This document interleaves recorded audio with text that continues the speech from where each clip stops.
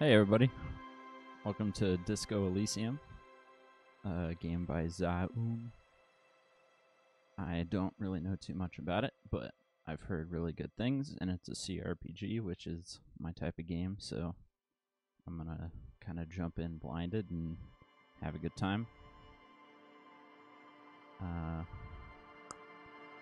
Yeah. Alright, so thinker, sensitive, or physical. Extremely intelligent, very bad with people, knows interesting facts, comes up with original ideas. Int, psi. What is psi? Psyche. The power to influence yourself and others.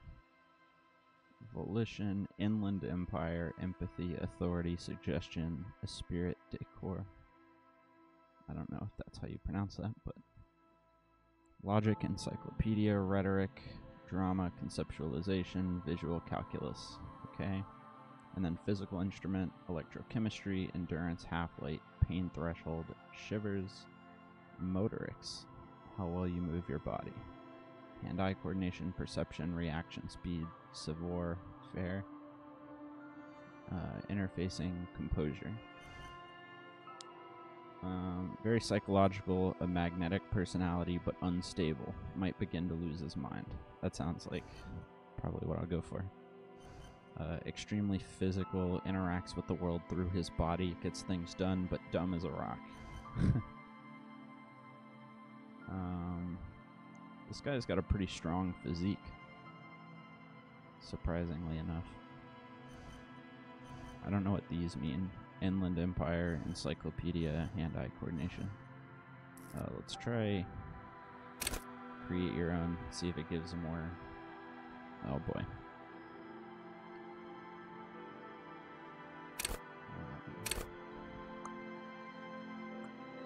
Psyche, average intelligence, no physique.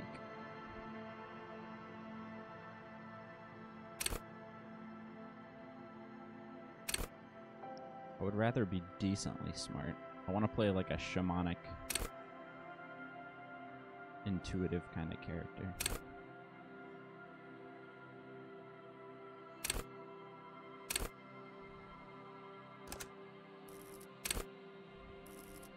Okay. Select your signature skill. The skill you select will gain a +1 bonus. Additionally, the learning cap for every skill of the same type will be raised by +1. Hold yourself together, keep your morale up. Volition info. Cool for sane people, well-adjusted cops, the non-suicidal. Volition urges you to be a good guy, to others and to yourself. It enables you to resist temptation, be it in a bottle, between a pair of legs, or at the end of an iron barrel which promises oblivion. Volition gives you the will to finish the investigation, improving your morale. One of the 2 health pools in the game. Okay. At high levels, Volition makes you hyper sane. When you're about to get funky, it keeps you normal. It's a bit of a party pooper. At low levels, however, you'll have little morale. Without it, you'll be profoundly unstable cop, falling apart at the seams as you make irreversible mistakes. Dreamers, paranatural investigators, mental creators. Inland Empire is the unfiltered wellspring of imagination, emotion, and foreboding. It enables you to grope your way through invisible dimensions of reality, gaining insight into that which sight can't see. What's really going on? What do these enigmatic riddles mean for the world fate? At high levels, Inland Empire animates the inanimate. You'll have conversations with your clothing, conversations that may change the course of the investigation if you're not throw in the loony bin first. Thrown. With low Inland Empire, however, you'll be void of imagination and character, and then how will you shape the cosmos? Well, obviously, that's going to be important.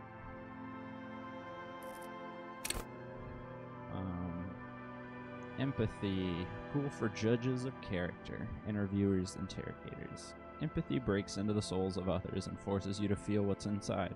It enables you to notice social cues others may miss. Perhaps a hidden sadness you could coax out a little bit more.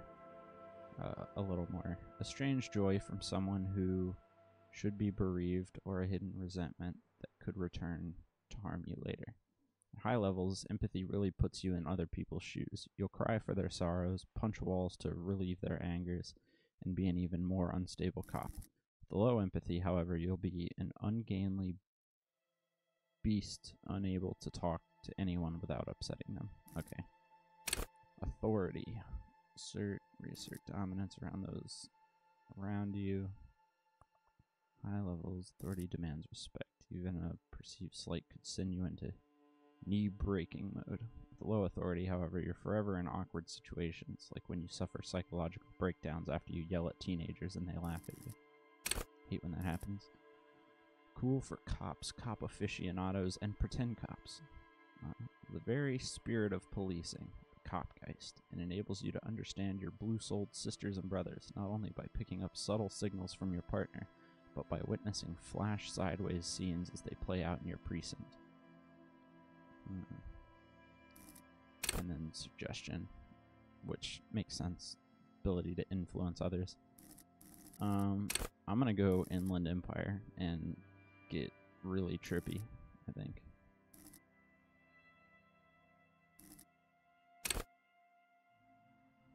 Yeah.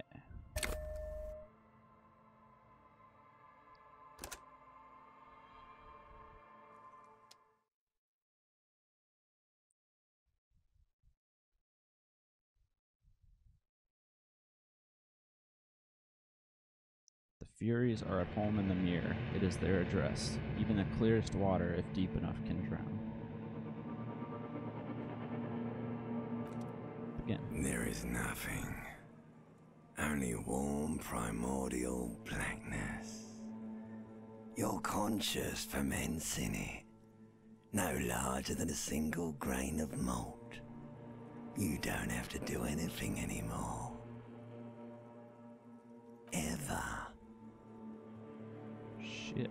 Never, ever.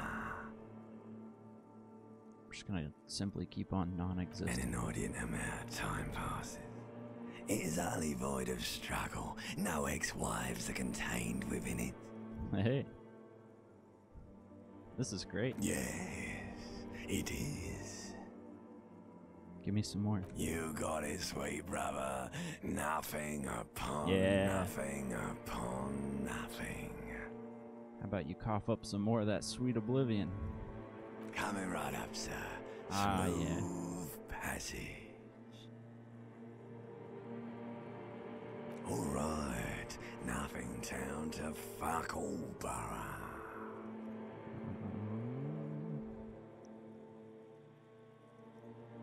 A return trip to the Silence, Do you please. want me to upgrade that to a one-way trip, sir? Can I just keep going and die? Don't stop, keep singing. Sing me the song of death. The song of death is sweet and endless. But what is this? Somewhere in the sore, bloated man meat around you. A sensation. No, my foot itches. Like a fly to the ointment, your conscience sticks to it. The limbed and headed machine of pain and undignified suffering is firing up again. It wants to walk the desert, hurting, longing, dancing to disco music. Just as it always does. Volition, medium, success. You can take it. You're a champion. What am I trying to take? Mother help me, there's a head attached to my neck and I'm in it. Stop. I don't want to hear anything more about this sensation. Take me back to the formless, disembodied nothing. No, I'm not scared. I'm a champion. Mother help me, there's a head attached to my neck and I'm in it. Stench of liquor rises from your mouth, and with it, an ungodly headache. Who am I? What sort of creature does this to their own mouth? A fiery streak penetrates your skull, trying to force your eyes open. It's a sound, a clarion call from hell. Thanks, limbic system.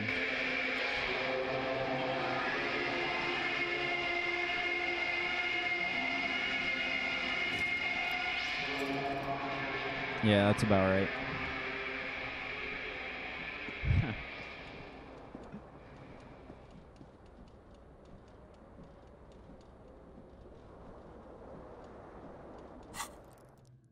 Whoops. Level up. What is with his face? Man, I'm just a mess. Is this my place? Alright, we got a ceiling fan. There's a dialogue option for. This fan has 2 chain pull switches. One ends in a tiny fan, the other in a light bulb. A truly horrific necktie has somehow attached itself to one of the blades. Or has it been consigned there as punishment? You feel as though this creature is your friend and wants to reattach itself to your neck so that you may continue your adventures together in this strange world. An even chance to grab the tie. Let's do it. Sweet. You swoop up and catch the tie. Snap! It's released from the blade. Warning, warning, the necktie is no longer contained. My friend and I reunited. Ceiling fan. What you have in your hand is the fantastically colorful tie, with 4 or 5 different patterns. The knot reminds you of a noose. That's helpful. Let's turn on the light. Oh, jeez. Turn the lights off immediately. You can practically feel the photons burning a hole in your brain. Bring it on. No, I'll turn it off. Alright. So I can highlight everything with tab. Is this my place?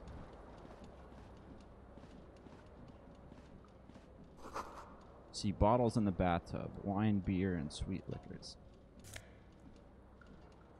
Conceptualization and +1 suggestion. -1. A mirror hangs above a bent and broken sink. In a fierce discharge of masculine energy, someone has ripped half the faucet off. Wasn't me. Hot water sprays from the base, and steam covers the mirror. You cannot see yourself, just the outline of a man.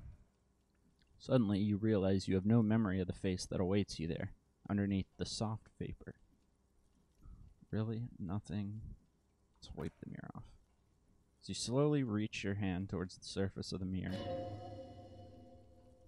Success. Abort! You clearly have not thought this through. You won't like what you see there, and you will never unbecome it. Should I just go the entire game without knowing what I look like? Maybe I should touch it first, make sure there's nothing wrong with my face. Better not to know. Leave. Yeah. I'm not gonna look in the mirror for the entirety of this playthrough. I am void of self. I have just plunged my brain into oblivion, and now I am selfless.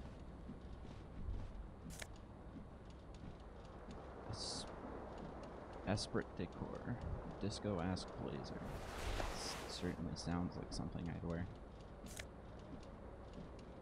Flare cut trousers. -1.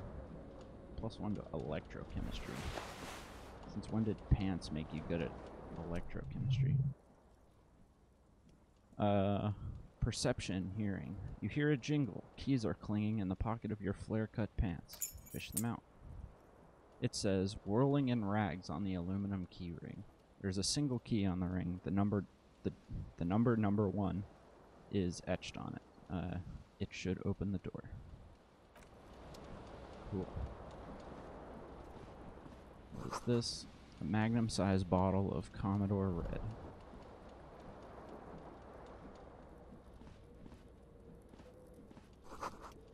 Looks like someone tore out the tape while the song was playing. Did I do that? This reel-to-reel tape player is still on, rolling empty.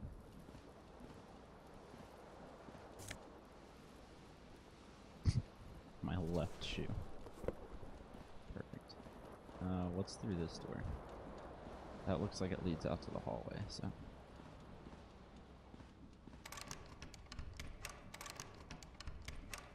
Oh, well, that's helpful. Okay. Clothes, items, interact. Where are the keys? Oh. Key to room number 1.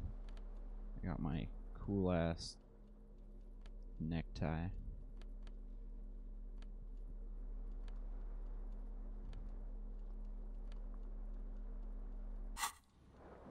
Yeah, pretty much look professional.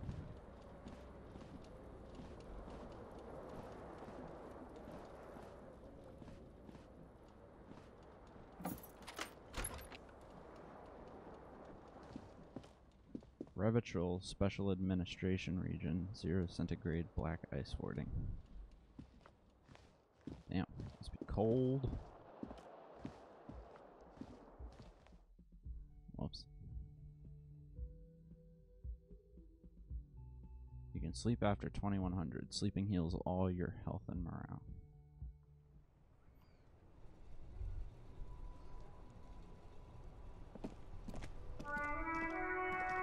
Man, it's bright out here. Hey, it's my other shoe. Secret task complete. Find your other shoe. Gained experience plus 10. Composure. There they both are. 2 identical shoes, both copiously green and indiscriminately snakeskin, reunited on your feet. Conceptualization. Like 2 baby crocodiles. How do they fit? Good. They're balanced, comfy. Feels like the only good thing about you right now, truth be told. Smell of the sea makes you dizzy. I suppose. I have tea, actually. But thank you for your concern. I am ready to read.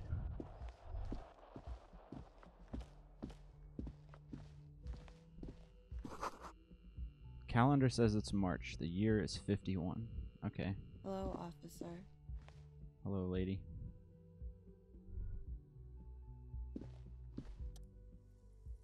Class J. Miss Orange Disco Dancer. The young woman raises a cigarette to her lips. Perception, sight. Her eyes are brown and her face is speckled with birthmarks. She can't be more than 28. Officer, am I military personnel? No. Thank you. She seems perplexed by your question. There's only one solution to this. You're a businessman.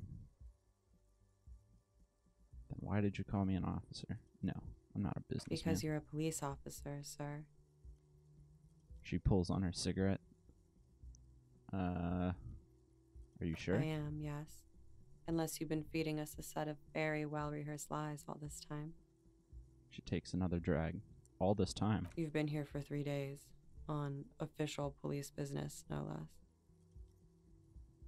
And what business is that? I couldn't say.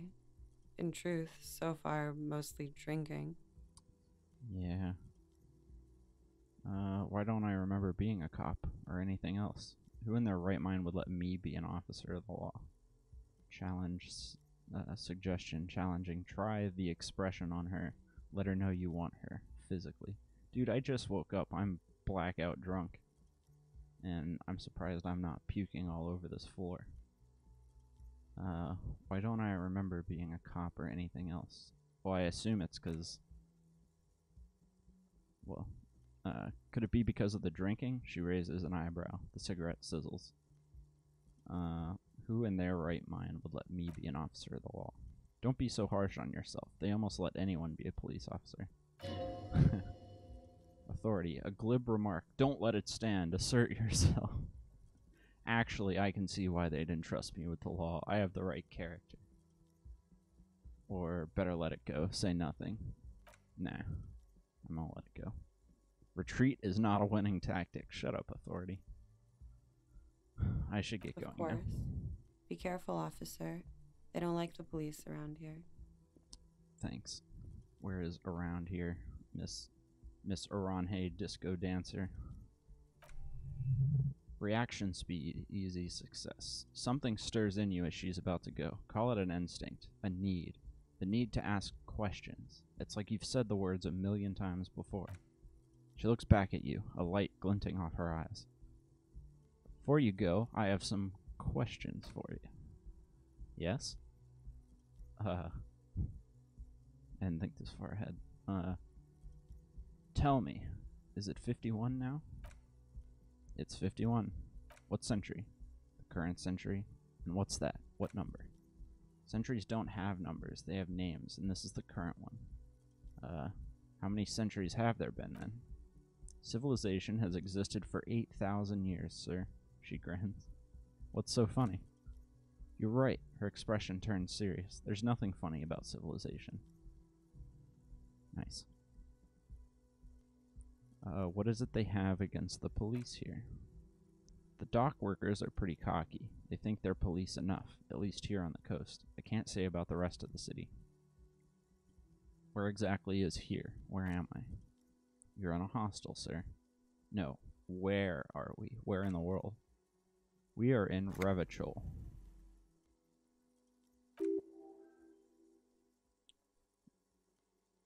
Encyclopedia. Revachol is the disgraced former capital of the world, divided into zones of control under foreign occupation, half a century after a failed world revolution. She is central to our moment in time. How about you tell me something else instead? Should that mean something to me? You sure look like you're from Revachol parties. Your room is almost next to mine. Did you hear anything last night? There was the usual ruckus, she shrugs. Loud disco music. Did I have any visitors? I couldn't say. It's impossible to hear people speaking from over here. She nods towards room number 3. Loud disco music? Oh yes, various artists, ostentatious orchestrations prime among them. She raises an eyebrow, waiting for the name to connect with you. Ooh. Ooh? Ooh or 00? We're huge where I come from. I was very young then, of course, like 7. Life gets hard, she sings. But we go on. Yeah, we go on, alright. I don't know about that. At around 2 o'clock, the disco stopped, and there was a change of pace. What happened? A slow, sad song started playing, like organ music, on repeat. That went on for quite a while. Some of the time you were yelling along to it. That must have been when I ripped the tape out. What was I singing? That it doesn't matter anymore, and that we are alone now. It was difficult to tell. The song itself was very quiet and soft, but you sounded like a wounded boar, sir. It was hard to understand what you were singing on top of it.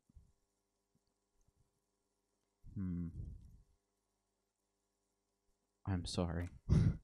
Don't be. I was going out later anyway. It didn't bother me. Then what happened? Then you started screaming and trashed the place. Are you sure I wasn't being assaulted? No, it didn't sound like there was a fight. It sounded like someone was trashing their room. A window was smashed, the tape player probably, the song stopped. And furniture too, a real destructathon. There was screaming, then I think you passed out. It prides me to hear this, tell me more. Was there anything else? Sorry, hiccuping. There was. I think you screamed that you didn't want to be this type of animal anymore. I may have misheard, but it was sort of memorable. I went out afterwards. Everything was quiet by then. Around 4 or 5, she nods, and that was it. Okay, you can go now. Glad to have been of assistance. And well, that was an enlightening conversation. Looks like she left a nice long stub in the ashtray. It's still smoking. Can I finish that up?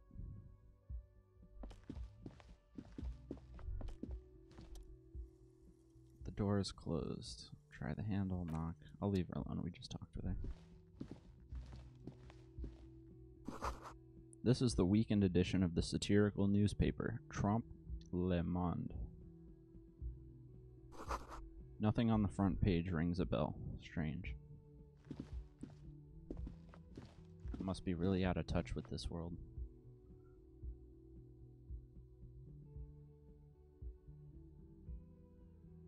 So I've been telling people I was a cop, which I may or may not be. And I had a real sad night of partying alone in my hotel room. This is where the lyrics would be. A big old karaoke mic just waiting for someone to sing into it. Speakers connected to the radio. The music is seasoned with static. You should totally sing karaoke here, the first chance you get. Your emotions need to be expressed. People need to know of your vast oceanic soul. My soul's cubic content is obscured by the hangover. My soul is modest, it's normal-sized, puny, or immense. My soul is modest. Exactly, it's measured, level-headed, and it needs to be heard. Through a PA system. By other people. What should I sing when it comes to it? You should sing the sad, slow song you were listening to last night. Thought it was obvious. Of course, they'll really get a gauge on my soul with that one. I was thinking maybe I could sing something happy, like, oh yeah, okay, ostentatious orchestrations. Yeah, let's play something sad. Of course, they'll really get a gauge on my soul with that one. Serves them right. Wipe that smirk off their face with your sad, tragic song. Who's laughing now? No one. New task, sing karaoke. Alright. You have to find out how the song goes first, though. Maybe a tape of something appropriate would help. Let's finish the thought. Excuse me, bartender, while I stare off into this... whatever that is. What's up, buddy? Gart, or Garte, the cafeteria manager. A man in his late 20s stands behind the counter, inspecting a stuffed seabird. That's a big-ass bird. As you approach, he gives you a sideways glance, then looks down again. Empathy. That was disdain in his eyes. Even now, he's purposely ignoring you. Something tells me you don't like me. Do I just straight up address that? Or I'm sure he'll tell me if he doesn't like me. No, look at the bird. Competent work of taxidermy. The white and brown seabird lies among piles of coasters and drying mugs. One of its wings broken. The man is trying to mend it. Looks like the bird was ripped off the shield that was used to mount it. Most likely on a wall. Did I do that? Something about it makes you feel bitter. Oh boy. Can I help you with that? Look, your buddy... Your buddy is over there. He looks at the doors where a man in a bomber jacket is tapping his foot on the floor. Why don't you go and talk to him, okay? This guy sounds like he's in a 80s synth pop band. What do you mean, my buddy? He pretends not to hear you, concentrating on the bird instead.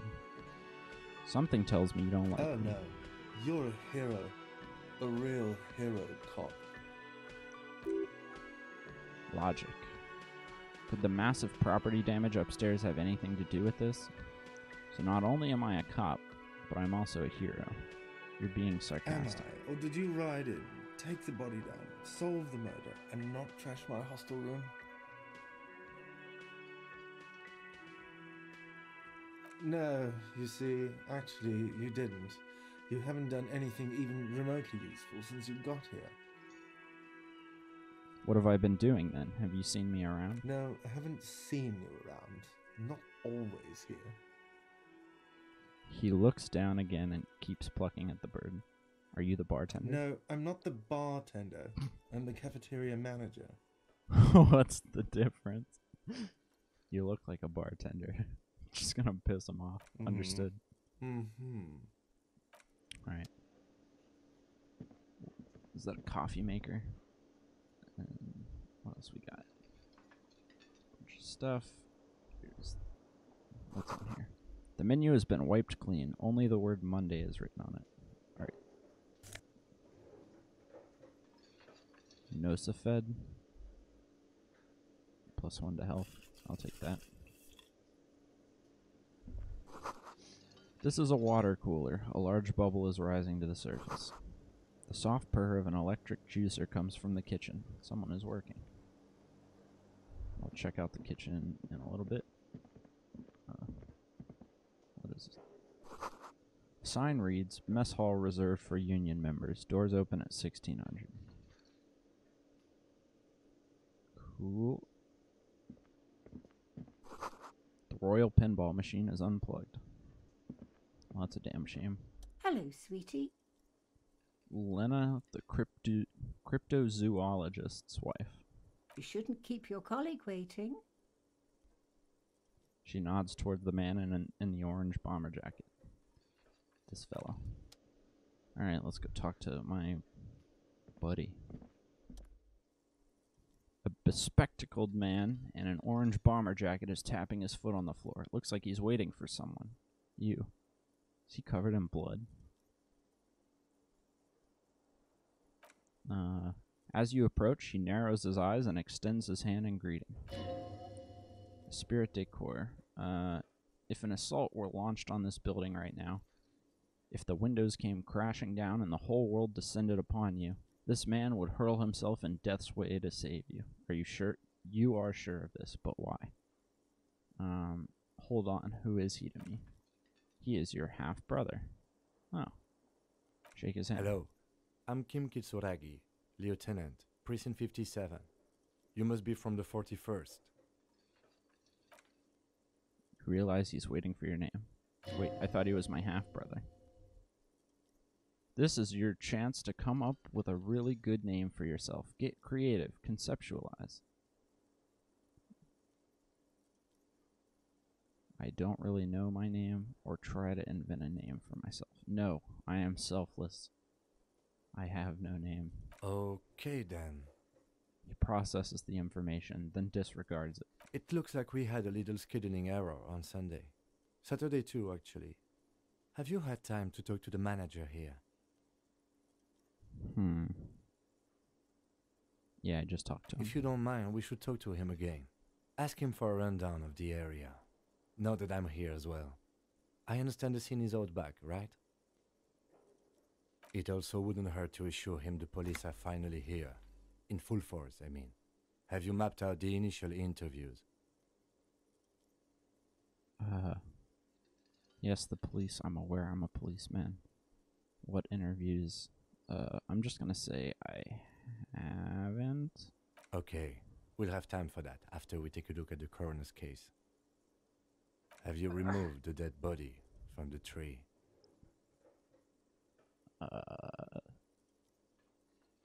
No. So the body is still in the tree. Hold on 1 second.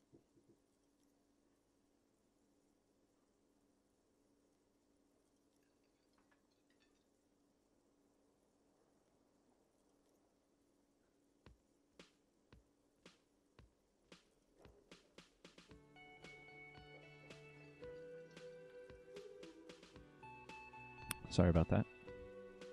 The body's still in the tree. Continue. Empathy. This is the first time you detect a weariness in the lieutenant's voice. It is obvious he would have preferred for the body to no longer be in the tree. No shit. Where it has been hanging for 7 days straight. We should go there as soon as we are done talking to the owner. What if I told you I'm not really a police officer?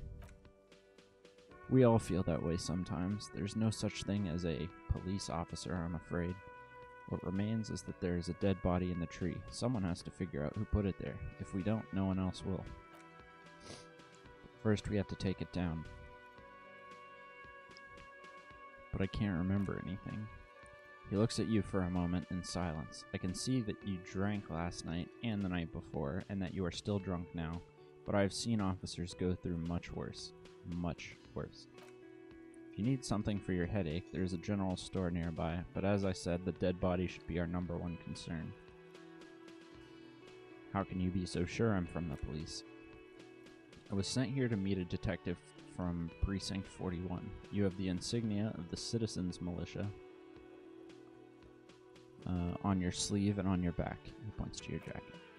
I suppose you could be impersonating him. You could have gotten the insignia from the black market or forged it, but for now I am going to set those possibilities aside. I am not from the Inspectorate General. The Inspectorate General. Internal Affairs, and I'm not them. I'm from Criminal Investigation.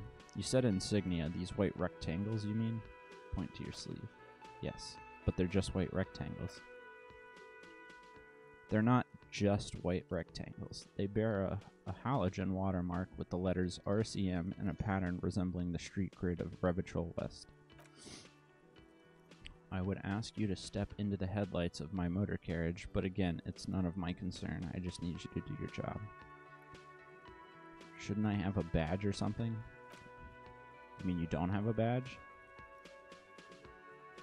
It was not on me when I woke up. Task gained, report your badge missing. Losing your identification card is a serious matter. My vehicle has a shortwave. You can use it to report your badge missing. I would advise you to locate it as quickly as possible, but getting the body down should still take precedence. Yeah, let's go. Interview cafeteria manager. Inspect victim's body. After you, officer. Lieutenant Kim Kitsuragi is now in your party. You can talk to him whenever by clicking on him.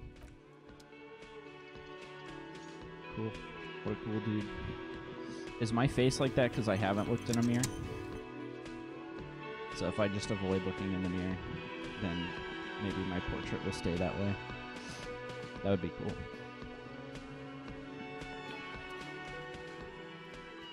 The man with the unimpressive beard notices you approaching. Damn, that's judgmental. He drops the ledger he was holding and turns to the lieutenant. Mr. Gart, right? You run this place. Yes. I am Kim Kitsuragi from Precinct 57. This is an inter-district investigation, so joining me from Precinct 41... Right. Say now, nothing. I know it took us a while to arrive at the scene. It also took you a while to call us and report the dead body.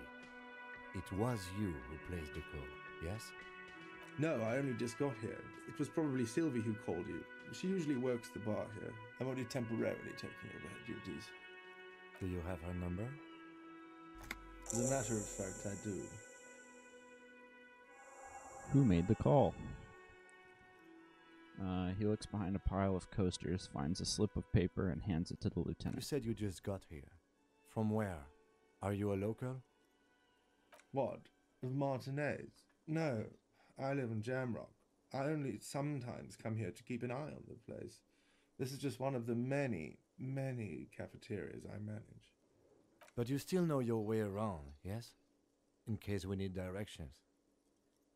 Yes, I know where some things are, but as I said, I don't live here. I just used to work here, and I'm not going to start working here again, if that's what you think. Then why are you here? I didn't imply that. Detective, Who, me? it's What? your turn. Oh, you mean questions? Yes, he means do you have questions for me, like a police officer would?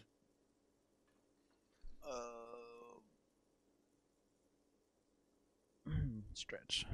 Where exactly is the body? Behind this building, there's a courtyard. He points to the kitchen behind him. They hoisted him up on a tree there. And how do we get there, then? That's easy. See that door there? He points to the west. First, you exit through that. Then you're right, you should see a big hole in a fence. A really big one. You can get to the courtyard through there. No need for the keys. The hole is big enough for the Franco-Nigerian cavalry to fit through. Franco-Nigerian? Franco-Nigerian? I don't know. Does he want you to feel guilty of making that hole? It's implied in his voice. Who killed him? I don't know who killed him. I'm not the police. That's your job. Did you kill him? What? Are you crazy? Of course I didn't kill him. Sounds awfully defensive to me. Plus he practices taxidermy. Not to imply that everybody that practices taxidermy is inherently a killer, but there may or may not be a correlation. Unfortunately, I don't have any scientific articles to back that up. But why did Sylvie go away? She went away because none of your business. Fine. Extra fine. That's all. Interview cafeteria manager. Gain 30 experience. Kim says, let's go. Not so fast, he points to you. You owe me 130 rail. Real? Rail. Real. No one is saying the multi-patterned necktie you found tied to the ceiling fan can talk. No one. But it must be merely imagination. But what is this? Is this my head? So this is like a body, and this is like a head full of the universe. Let's bail. Time to push the eject button. Sounds like a responsibility. You don't like those. What's real? Oh, excuse me. You owe me 30 real. He pronounces the R with a mock aristocratic accent. What a dick. Encyclopedia. This looks like a face with a book and a brain. Very uncanny. The IIR, or Intersolary Rail, is the global reserve currency. Whatever part of the world you're in right now, it's safe to assume he means you owe him some money. By real, do you mean some form of street cred? Oh, I understand. You mean I owe you money. Wow, you're a genius. Yes, that's right. Money. You owe this establishment 130 real. He points to the red ledger on the counter. Who does that clown think he is? Arrest him.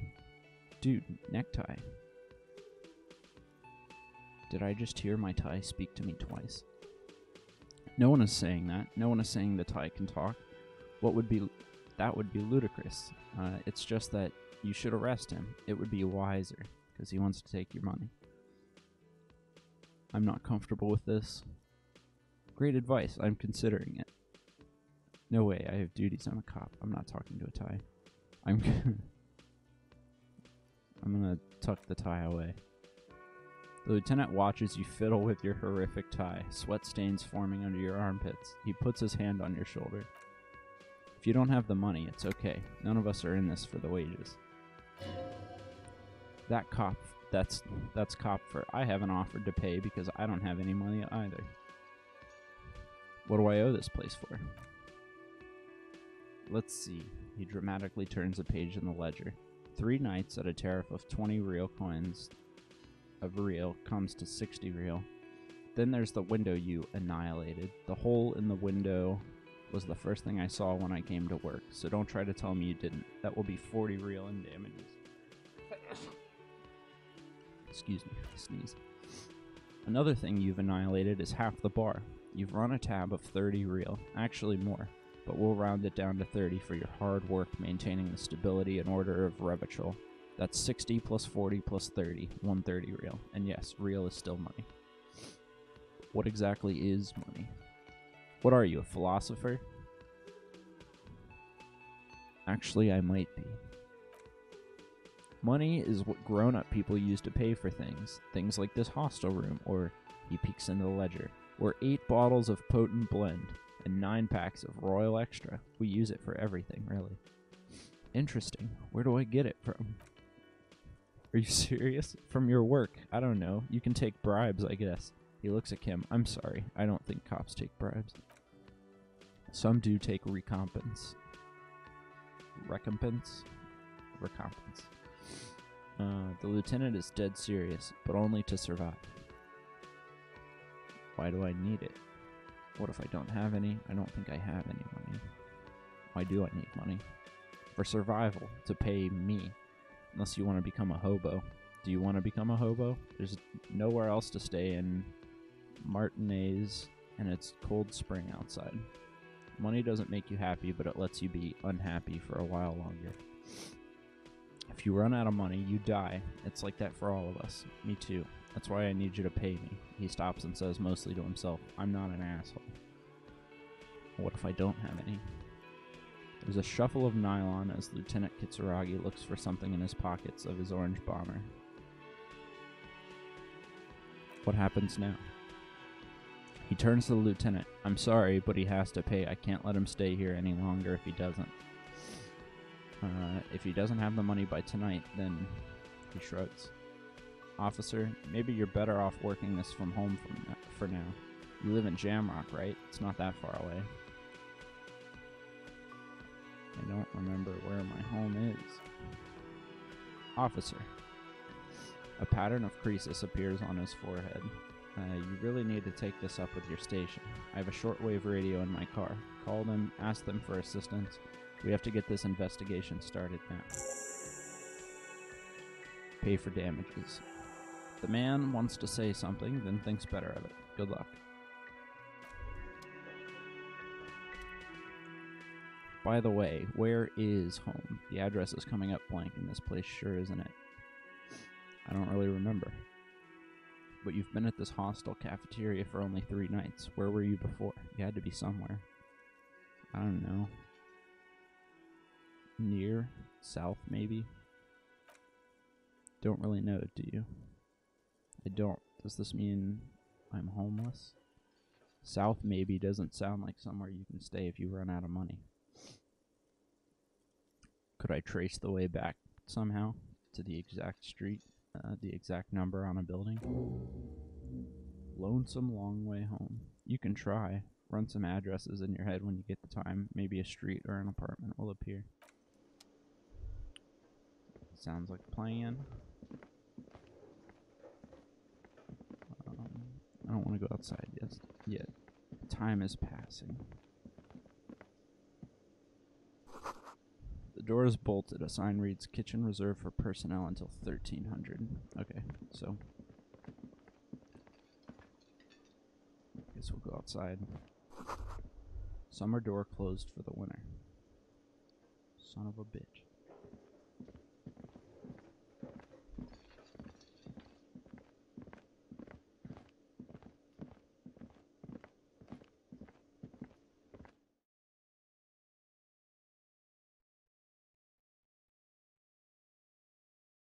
Most people settle for bed after 2100 or not long after. At night the streets are emptier by whatever.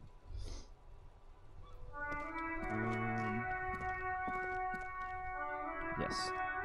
Past the broken fence, which I may or may not have been responsible for. Perception. You see a set of... Wait, first of all, what is this? Is that a head, like... tasting, smelling, hearing. Crazy. You see a set of tire tracks in the brown slush that covers the plaza mosaic. Reconstruct the movement? What kind of...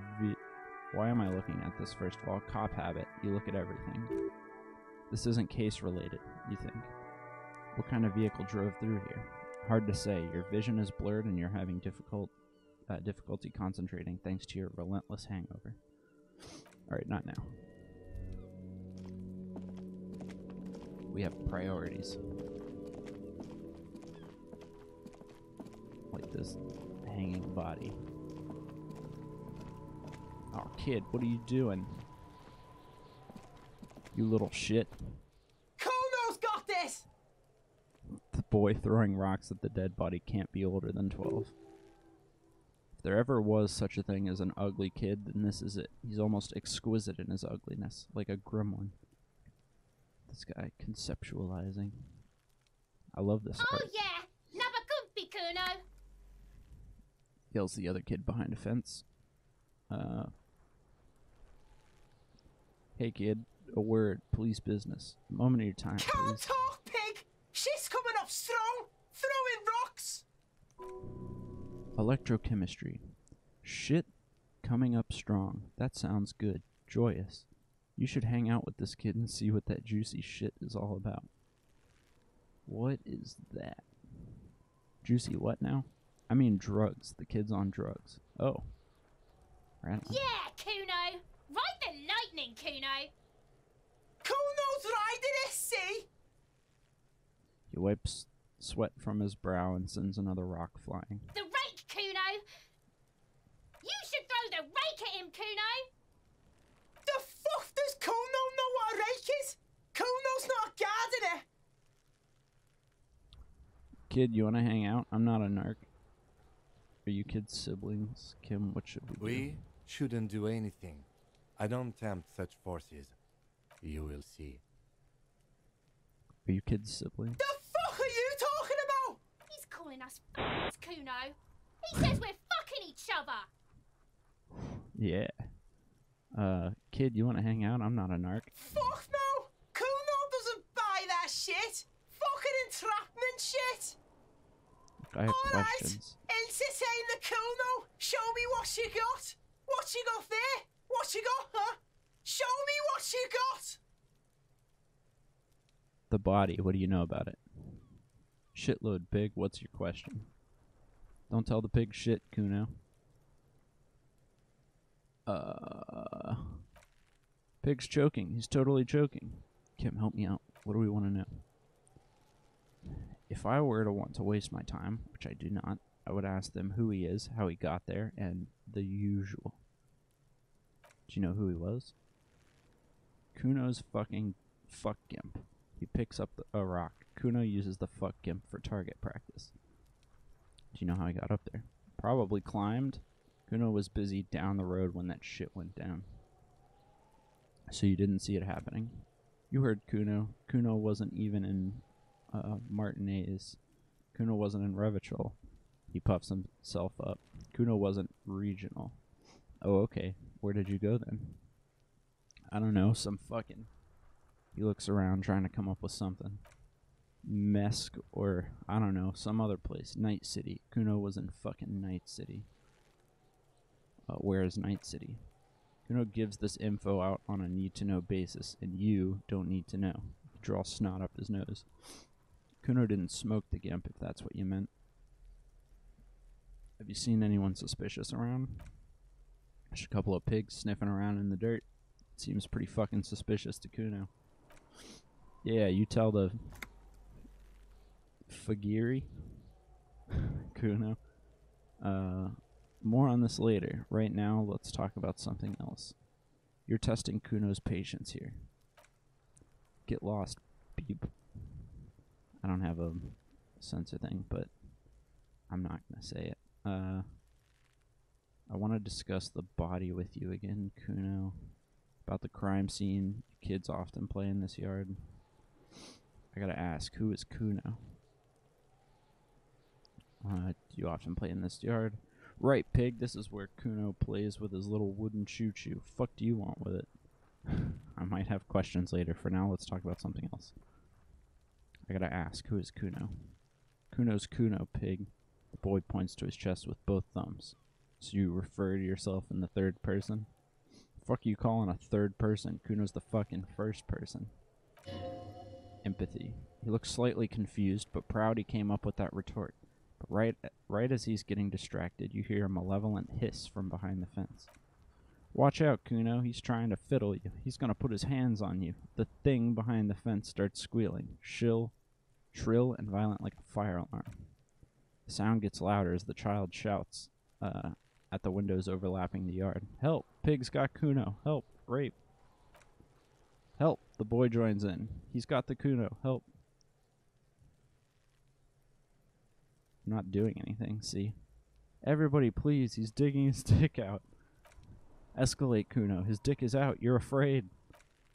Pigs are hurting, Kuno. Somebody, please. It's full blast now. The wind carries the message far and wide across Martinez. What is this sick charade? I can't... Yeah, I'm not gonna punch him. What is this sick charade? Are you hot? Well, we know he's fucked up. No! His freckled face contorted in hideous, uncontainable laughter. Get off, Kuno, you sick fat fuck. Who put you up to this? No one, he whispers suddenly. Kuno's doing this because he likes it, pig.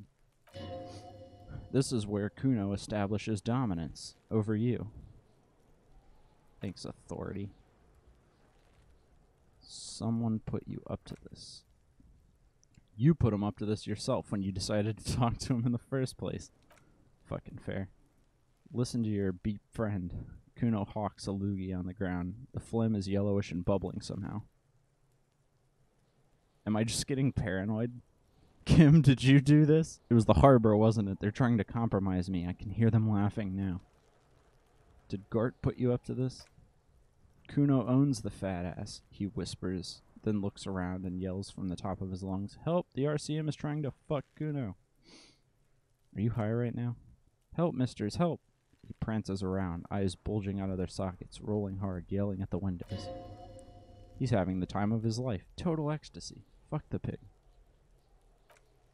He's flashing Kuno. He's showing his genitals. If you don't help Kuno now, it'll be too late. Alright, I'm gonna back off. Look, beep. Kuno whispers, even softer than before, vanishingly silent. I know you wanted to hit me. He lets it linger. You got that I'm gonna fuck that Kuno up look that Kuno's dad gets. The murder looks. The rage look. How do you know that? You can't see inside my head. Can you read my mind, Kuno? I can. His voice is so silent, it seems the words are echoing in your head, not coming from his lips. Kuno can smell that violent shit. I know what you were thinking. I'm gonna fuck that Kuno up. I'm gonna shut his shit down. You know what? You should have hit the Kuno, because now, he raises his voice again, you're nothing. You're a joke to Kuno. Kuno laughs at you. He spreads his arms, taking dominion over the yard. King Kuno. Authority. Backing up was a bad idea. Now he thinks he's established dominance over you. Kuno turned you into his prison, bitch. You're gonna be in this shit with Kuno. No, the lieutenant almost rose his eyes. You're not. We can just leave.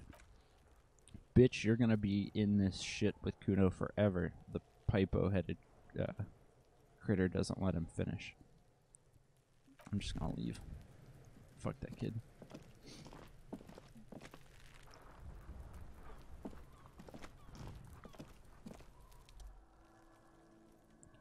There are several footprints in the mud left by work boots. Anywhere from 6 to 12 pairs have walked through here. What kind of boots? Heavy workers' boots with reinforced toes and hobnails all over the yard. Isn't this something an industrial worker would wear? Lieutenant, workers' boot traps. Point to them. Boot tracks. Noted. The lieutenant takes out his little notebook. Smells like spoiled meat and curdled dairy. A human being decomposes. Alright, we should probably, The hanged man. The corpse looks at you with bulging white eyes. The face around them does not look human. It's swollen and ready to burst. His lips are fish-like and his tongue like a ball gag in his mouth. You seem to be holding your breath. Look down. A cargo belt twists his neck at an unnatural angle. The body below appears stiff. It's letting out an ungodly rot. The smell seeps in even through your clenched nostrils. God, what is that? Why is it so bad?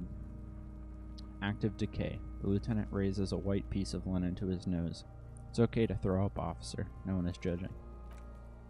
Well, it's just because I'm, hungover. He's about to blow. The cop's gonna blow, Kuno. Let go of your nose without throwing up.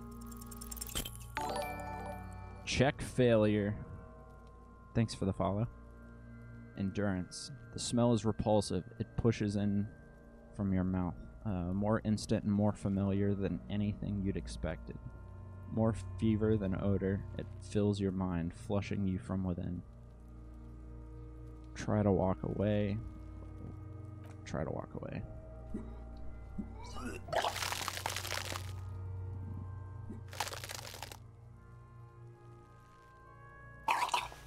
Yep.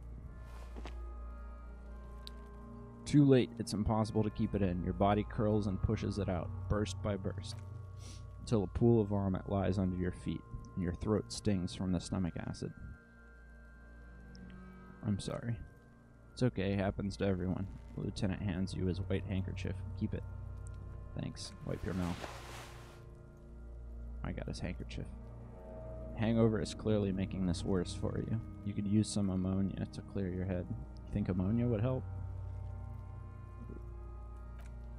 If you can handle the headache, he nods. Some officers use it to deal with cadaverine odor. But not you. I can't handle the headache. It's more likely he can handle the smell, unlike you. Okay, but where do we get ammonia from? There's Frittity nearby. East of the hostel, they usually have a small apothecary. If they don't, he points to the greenhouse. Task updated, inspect victim's body. There's a greenhouse here and a gardener with a wheelbarrow on the corner of the whirling in rags. If she works here, she might have something for the smell. Having the ammonia is a modifier to the endurance check. Modifiers make checks easier and allow you to retry them. Thanks, tutorial agent. Cool. So I guess I gotta go get some ammonia so I can check out this body. Kid's ladder is rickety but still climbable. Someone is trying to grow herbs in this greenhouse. Dude. Money and magnesium.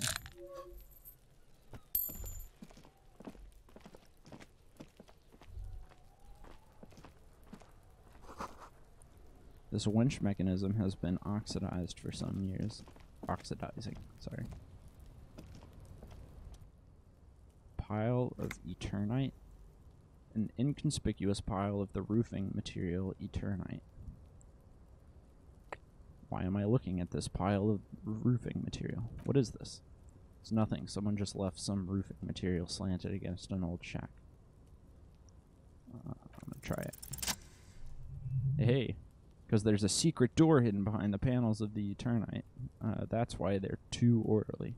Pull them aside. There it is. You see a shabby little door.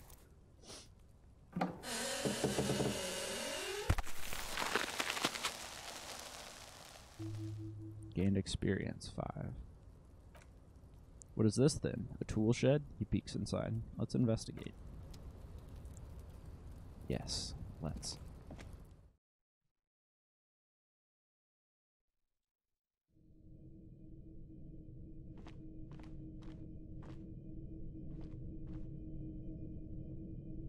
Alright, we got a little... What is that? Is that a pig head? Yep, that's a pig head. An empty tube of magnesium supplement. Cured pig's head. It looks mummified.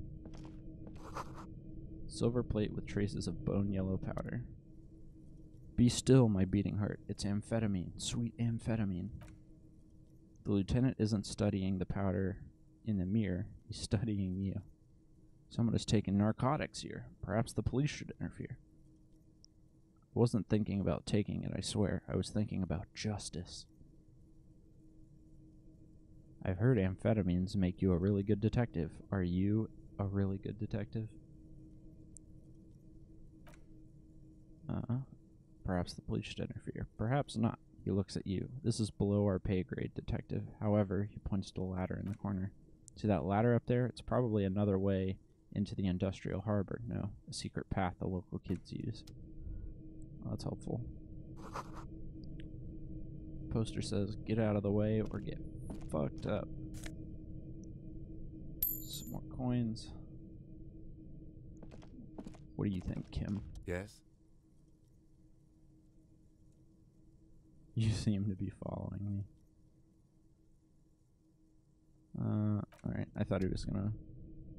I could just, like, straight talk to him about the room, but... I'll talk to him about everything else in a little bit.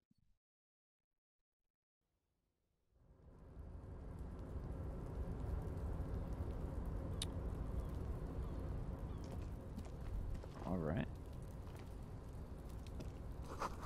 These barrels are half full of rainwater. Can't reach that. Can I reach this?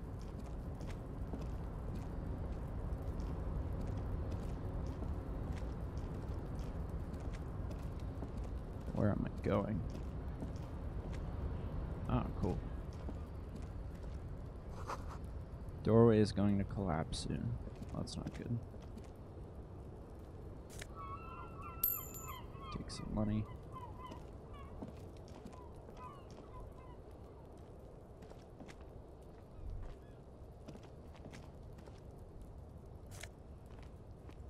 Postcard, Grand Corin 37. Restoration pillars keeping the runes together.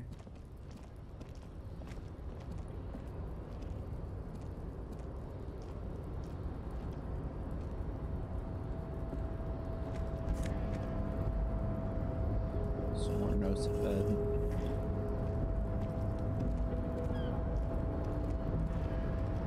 Cool little hangout. Just gonna steal all the money they left. Gotta pay off my tab.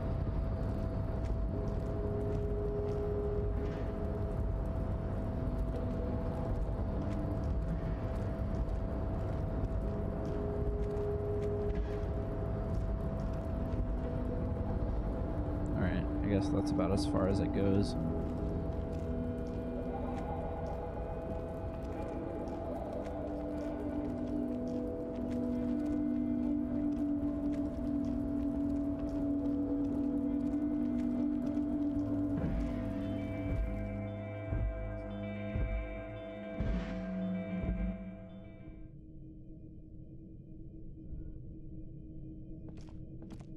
Cool.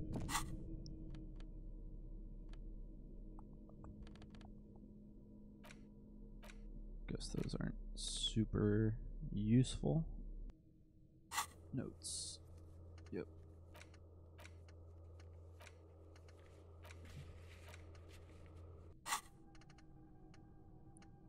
Lonesome long way home. Temporary research bonus. Okay.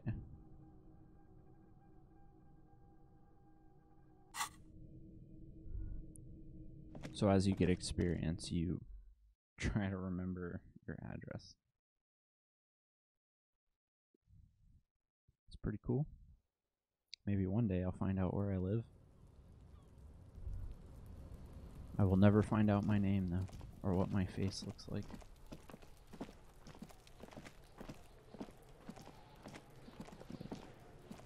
Let's check this out.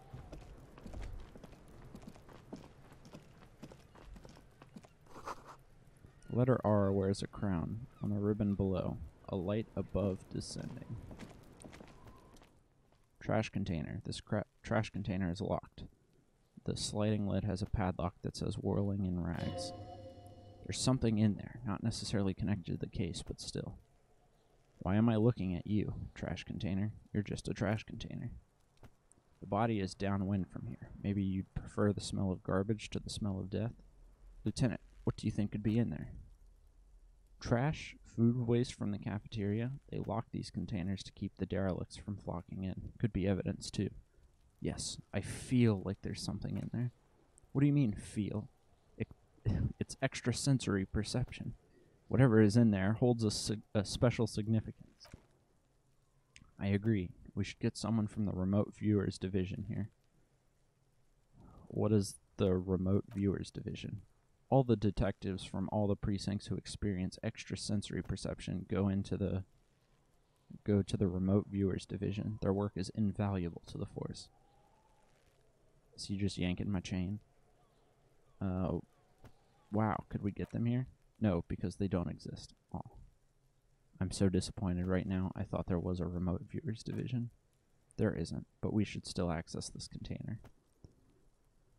How do we get the lock open?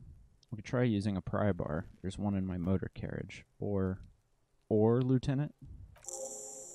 Or we could ask for a key from the manager of the Whirling in Rags. He probably has one. Let's do it.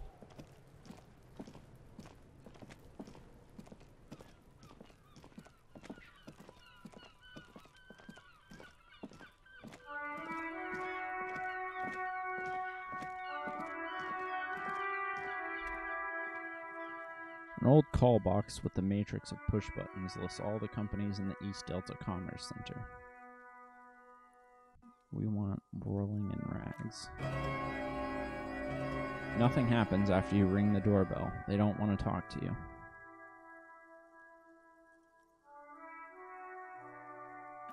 Rainhall. Plaisance. Kuno, please stop calling here. Grown-ups don't have time for your stupid games. Sorry, I was just trying random doorbells. I didn't have anything important. This is the police. Please open the door. Oh, I'm sorry, officer. I thought that you were... There's a spot of static that overrides her words. But the doorbell is broken and the bookstore shouldn't even be on the list anymore, so I can't help you. Please don't call here again. Thanks. Single beep indicates that the line has gone dead. Well, thanks for the help.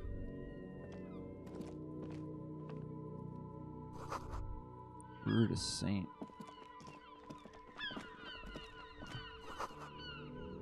There are bottles inside.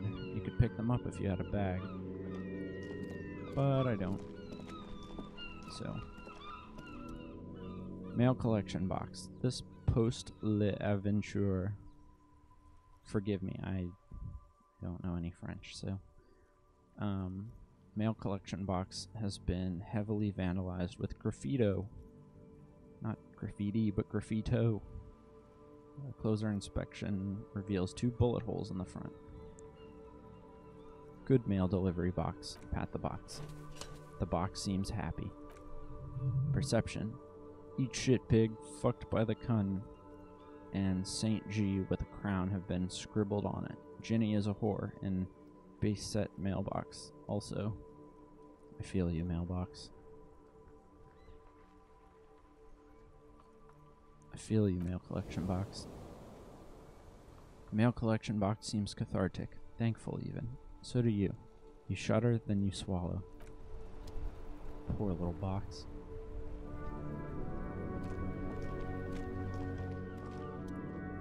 Bench. The worn and beaten wooden planks of the bench do not look overly comforting. The lieutenant looks down the street. We can sit on benches after we've solved the murder. Let's go. You can revisit the bench if you ever need to pass the time when Lieutenant Kitsuragi is gone. Some great tectonic force has cracked the pavement like an eggshell. No, wait. I had observations.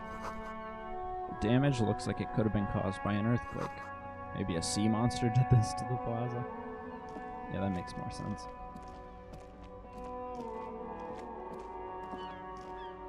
I'm gonna go over to the left here. This book has a rose, a pistol, and a half-naked dame on this cover. On the cover stands a very muscular man surrounded by flames. Hello, sir. Step right in. The store is open.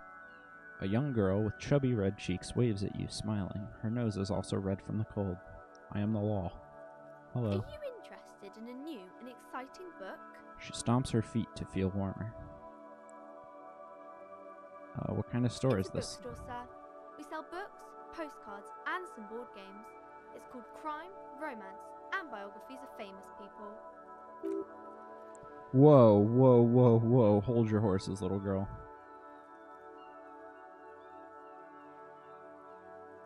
What is a book? That is a book. They have stories inside them. It's like someone told you a story in a really long letter. What's a postcard? A postcard is a small cardboard picture. You can write a few words on the other side and send it to your friend or beloved.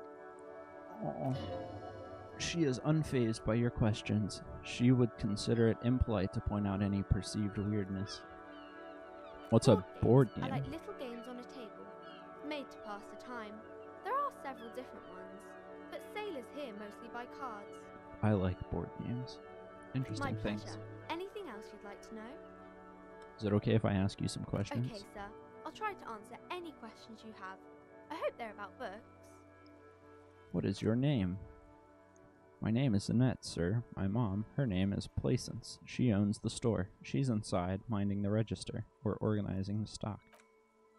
The girl gazes at the window, then suddenly jolts, her eyes wide, as if recalling something. Feel free to step in and browse our wares. And you're standing out in the cold because... I'm signaling that the store is open, she nods eagerly. Otherwise, people might not know. They'd miss out on the crime, romance, and biographies of famous people. A sudden gush of wind turns the pages of the books on the counters. She covers her face, smiling, but she's cold. Such a good trooper you are. You're cold. Can I help in some way? Kind of you to offer, sir. She doesn't know what else to say. What could you do to help her anyway? Should maybe have a word with the store owner? I could help by brutally dismantling the free market. Oh, no, sir. I'm happy to help Mom by luring in customers. She stands upright and smiles like a little soldier. Besides, I have some hot juice in my vacuum bottle to keep warm. Shouldn't you be at school or something? I do my studies at home at the moment. I have to help Mom keep this place running. Isn't going to school more important than this? Mom says it's necessary to do both because it builds character. Mom says a proper worker is dutiful. That's how you get ahead in life. You succeed. Composure. There is stress and unease behind these words. She is reciting etiquette. How's the business going? Man. Mom says it's peachy. She was a little afraid at first. There's talk about this house being cursed. Behind her, the window has been boarded up. You sense the boards creaking, twisting for a second, and some kind of doubt in her tense shoulders. Cursed in what way? Cursed in a way that makes them say that no business has ever really thrived here, sir. That they all go, she's looking for the right word, bankrupt. Exactly, but we've been doing fine so far. This sounds rather serious. I should probably look into this. Narrow your eyes and look through the creaking boards of the window. We can go into the bookstore and ask about the case, but I don't see much more to look into here. The lieutenant makes a note in his notebook. Yes, she chirps. Please do look at our wares inside. The postcards and board games you asked about are there also. How does this curse manifest itself? It does not manifest itself in any way. It does not exist. I liked it better when we were talking about whether it's appropriate to stand out in freezing weather. But Kim, the plasmic manifestations. No such thing. The lieutenant stands at your side, stern and serious. The girl looks back and forth between you two. Anything else you wanted to talk about, sir? What do you know about the other failed businesses? Nothing really, sir. Mom doesn't allow me to sneak around in the back rooms or the cellar. She looks a bit disappointed. I don't really know what's there. Stroke your chin. Enough about the curse. For now. Annette looks at your shaved, prickly chin. It distinctly contrasts with the oily mutton chops that surround it. Maybe I can tell you about some of our books instead? What is this crime business? Crime fiction is about murders or burglaries, things like that, and the work of the policeman or a private detective who's trying to solve crime and catch the criminals. Wait, not crime fiction. I need to know what crime is. Why would anyone want to read about crime? Okay, I get it. Crime, murder gets the people going. Wait. She doesn't know what to say. It's that bad. Crime is what we were solving before this conversation began. Dude, shut up, Kim. I'm just trying to chat. Why you always gotta... Just leave me alone. Go do your own investigation while I talk with this child. Why would anyone want to read about crime? It's exciting to people, I guess. They get to imagine dangerous things, and it's kind of like a puzzle where you can guess who the criminal is or how the good guys are going to catch him. I'm a policeman myself, by the way. You don't look much like a policeman. She examines you as if to find something policeman-like. Well, what does a cop look like then? Didn't mean to offend, sir. Sorry, sir. It's just that you don't look like Dick Mullen. She points to a book cover on which you see a strapping Vespertine officer. He stands grimly over the body of a dead woman.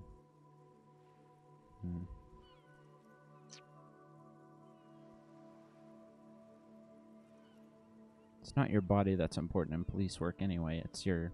points to your head. I'll never be as good as Mullen. Head, yes. No, it's your soul, your blue soul. Soul, that Mullen guy looks like a Hample man. Who could respect that face? It's not even drawn correctly. He lacks soul. She examines the illustration of Dick Mullen, attempting to find his soul. I'm not sure I understand. Policeman's gotta have the right stuff, an ingrained sense of the law. No one would follow a weakling like Mullen. You say so, sir. He's just a fictional character. He's no match for your soul. Pride got in the way, and I had to let her know what's what. Okay, I'm gonna deduce something now. Anxious body language, saw she's cold, and afraid of the curse. First, what is romance? It's the type of book where there's a rich lady and she has to choose between the good man and the bad man. She smiles at the thought, perhaps imagining herself in the situation. Or there could be a story about a poor lady getting a rich man. It's about a man and lady business, sir. What about when both the men are bad? What about when everybody's poor? That's really not a proper romance story. That's more like everyday life. Sometimes you have to write about real things. Not in romance books, sir. These are about nice and pretty people, and everyone is happy in the end.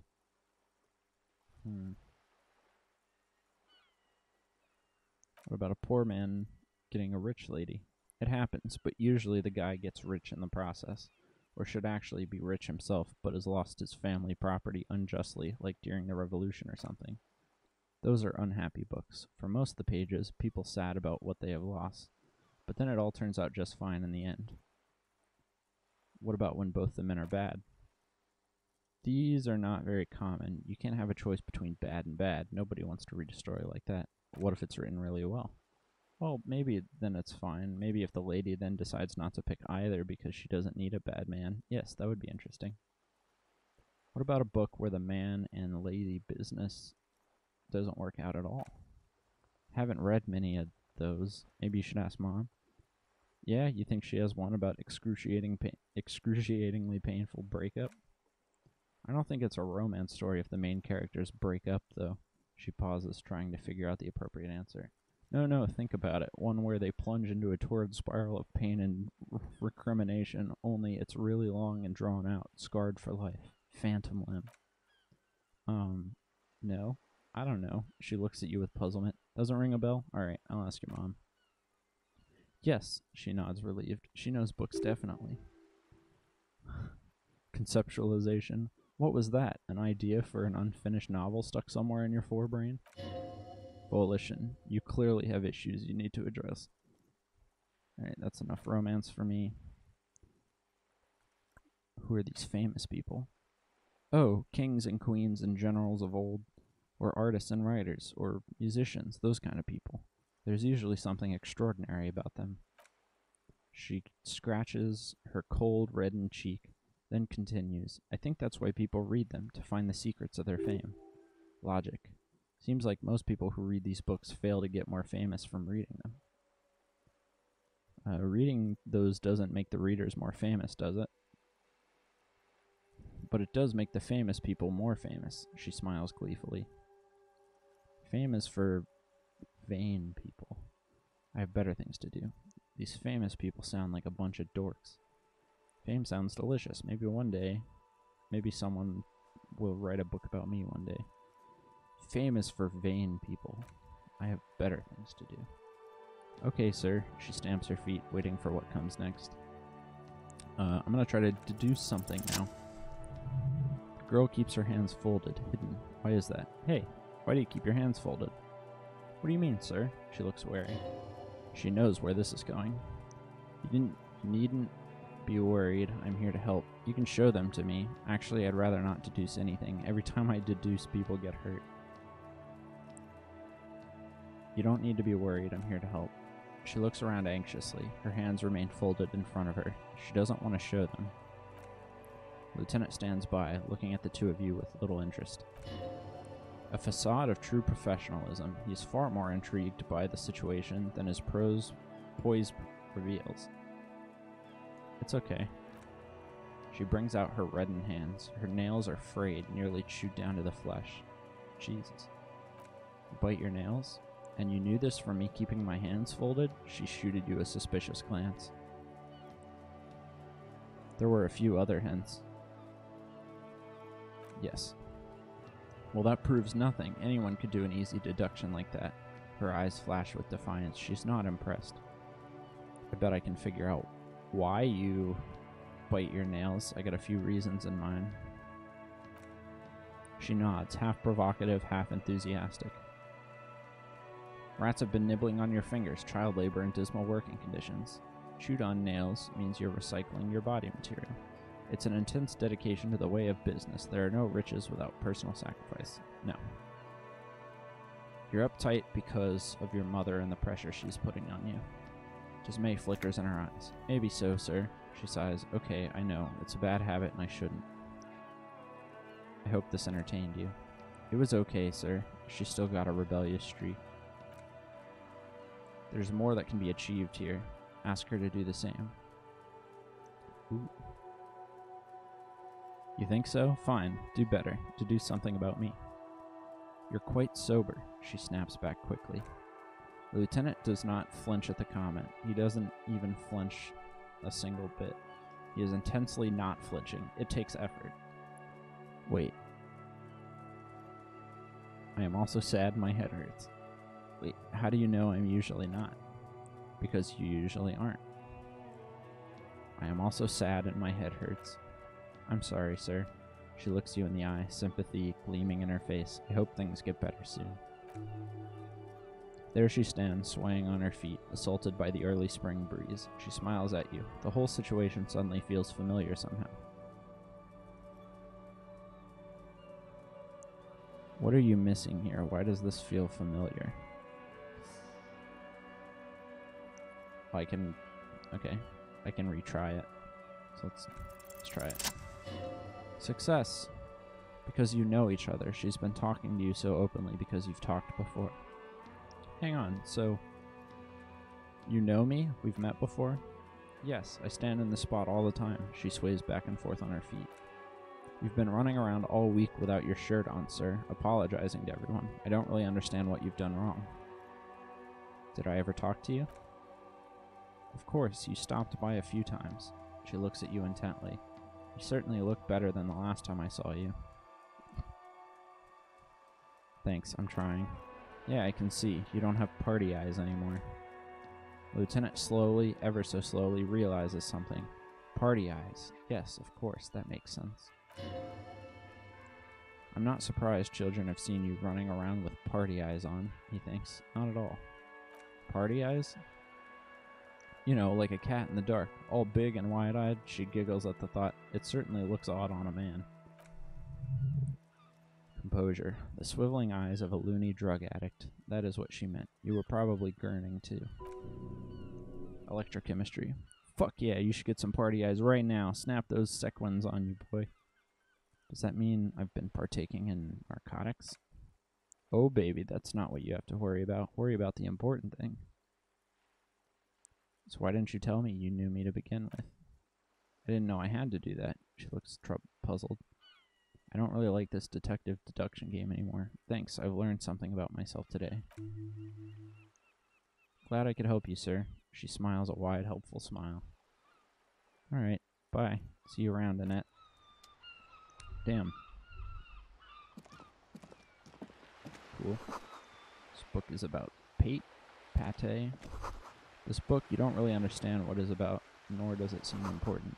It takes willpower to even read the author's name. Jean Kaus.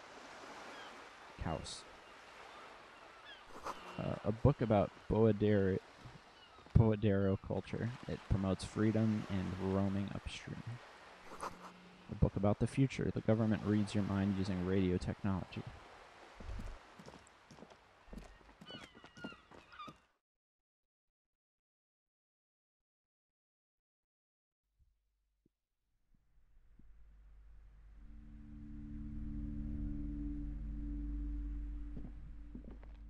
Cool.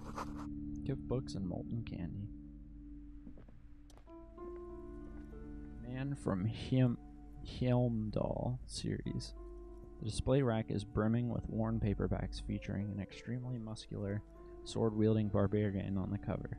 Nearly all the titles contain the word Hjelmdal somewhere. Storekeep, tell me about the Musselman books.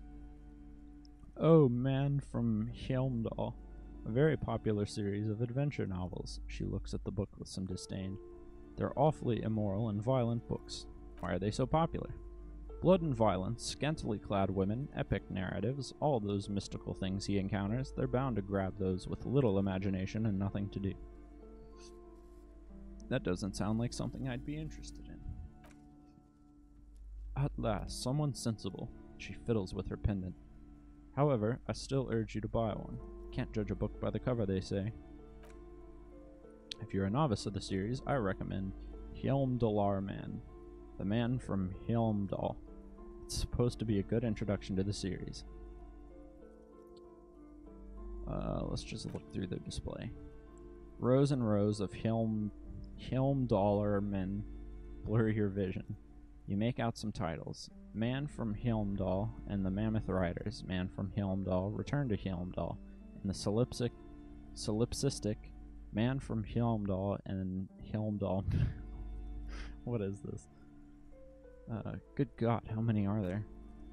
Maybe 100. Man from Man and the Sages and the End of the World. Man from Man and the False God. Man from Man and the Scorched Earth. Man from Man the Colonies. Man from Man and the Swamp Beast. Man from Man and the Snow Crabs. Is that all? Not even close. Man from Hell and Hell. Man from Hell and the Forest of Slaves. Man from Hell under the Lake. Man from Hell burning. There even the Trial of Death, a pastoral combat game book set in the world of Hjelmdalar Man, and so much more. Pain Threshold Medium. Do any of the books call out to me? Nothing. Nothing of interest, only silence and the cosmic background pain radiation. You never know. Old sports magazines tucked away in a dark corner. Mountain of board games. A small mountain of colorful board game boxes. There are numerous types of games for all ages. A lot of shelf space seems to be taken up by Whirl-related merchandise. We'll look through the pile of Whirl-related items. An endless variety of source books, lore books, and codices litter the table. The topmost book is titled Welkin Compendium, 2nd edition. There's also a large hardbound tome with intricate cover art, The Hunters of Catawak, Boreal Creature Compendium, and a Pick Your Path adventure game book titled Tales of Whirl, Cavern of Velkrag. Books in a board game section. Who wants to read books? Anything that really catches my eye? There's a box that says Whirl 3rd edition Mega Setting Supplements module. Side panel notes a fantastique adventure board game. New maps and miniatures. A sticker on it displays 25 real. Damn. Storekeep, what board games do you have here? Wonderful board game, sir. The Viticulturist is a classic for sure. Or perhaps you'd like Archipelagos of Insulinde, a very educational game for those interested in geography. Raubritter is a fun game of economic competition, but you can get it can get quite intense after a while. We have games for the whole family you can play with your children. Who are you going to play board games with? Do you have friends or family? Wow, I have children, a family. It certainly feels like whatever you are will die with you.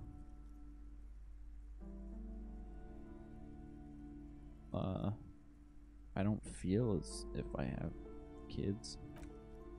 Friends are technically like family, she fiddles with her pendant thinking. For playing with friends, I'd recommend Suzerainty.